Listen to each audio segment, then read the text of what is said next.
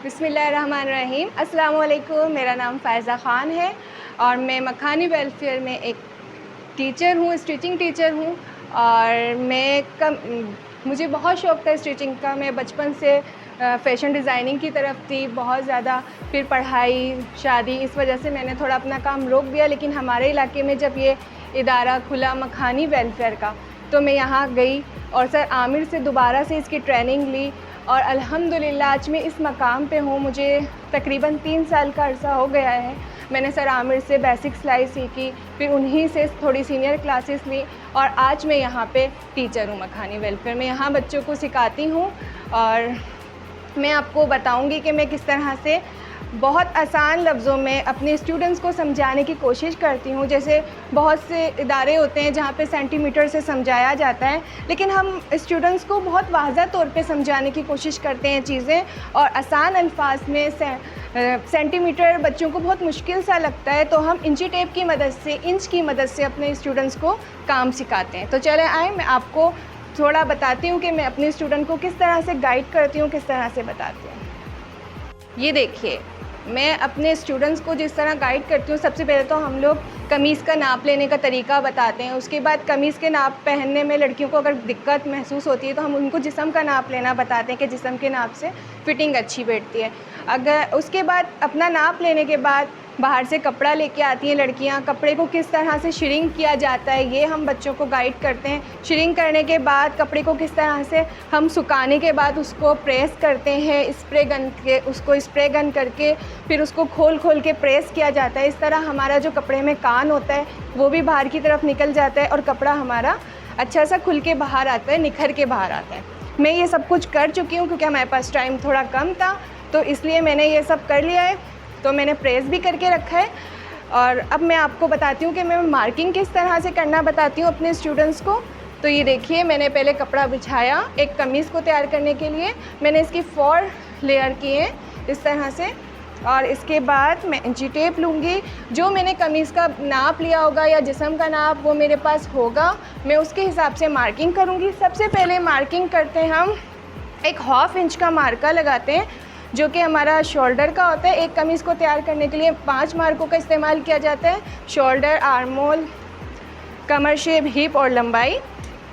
और सबसे पहले मैंने शोल्डर का मार्का लगाया, इसके बाद इंची टेप को मैं लेंथ वाइज बिछा दूंगी। इसी में हमारी सारे मार्के कवर हो जाएंगे। तो सबसे पहले आर्म होल में 7.5 इंच लेती हूँ, मीडियम साइज़ में इस टाइम आपको बता रही हूँ। And Qamar shape 14 inch.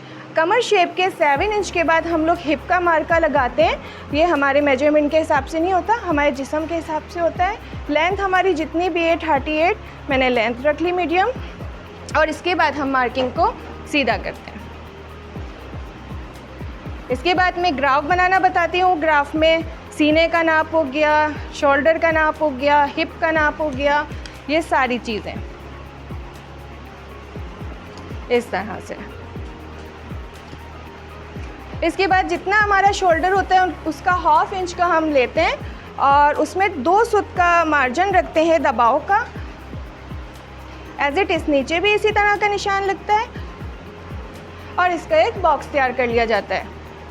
ये देखिए, इसके बाद हमने यहाँ पे सीना हमारा जितना आता है उसका 1/2 लगाना है, कमर जितनी है उसका 1/2 लगाना है और हिप जितना है उसका 1/2 लगाना है, ठीक है। और इसके बाद हमारा दामन आता है, यहाँ पे दामन हमारा जितना आ रहा है उसका 1/2 लगाते हैं।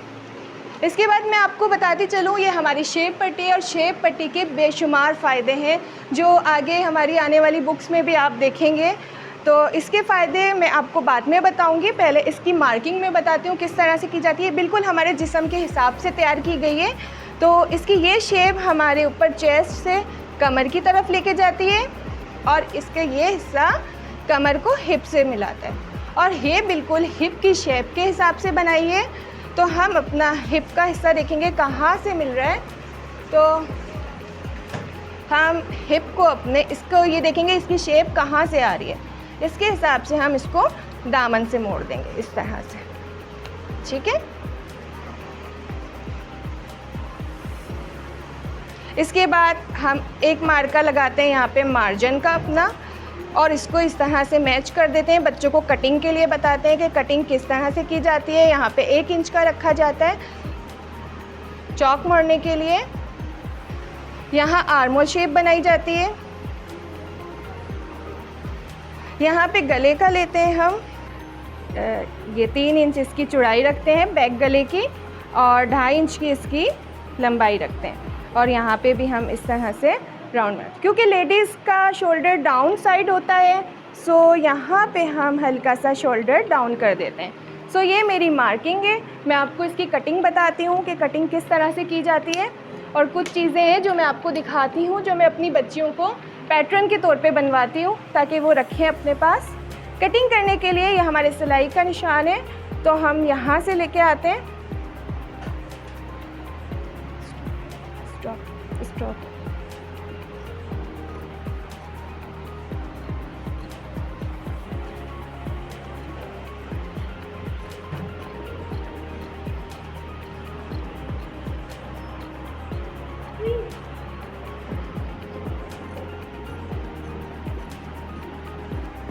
बिल्कुल इसी तरह से कटिंग करनी है जो हमने अपने गाइड के लिए गाइडलाइन बनवा देती हूँ अपनी स्टूडेंट से, ताकि वो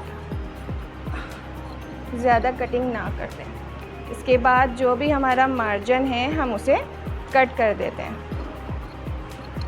आई होप सो आपको ये वीडियो बहुत पसंद आएगी। आप लोग भी आगे से आगे शेयर करें और आगे से आगे बच्चियों को बताएं ताकि वो घर बैठ के काम सीखें और आएँ और ज़्यादा से ज़्यादा यहाँ एडमिशन लें और घर बैठ के हुनर हासिल करें बिल्कुल आसान तरीके से। ये देखें इसकी कटिंग हो गई है। इसके बाद इसमें खुटके लगाए जाते हैं इस तरह से यहाँ पे, ताकि अगर मार्किंग हमारी इधर उधर हो जाए तो हम खुटकों के ज़रिए सारा कपड़ा मैच कर सकते हैं।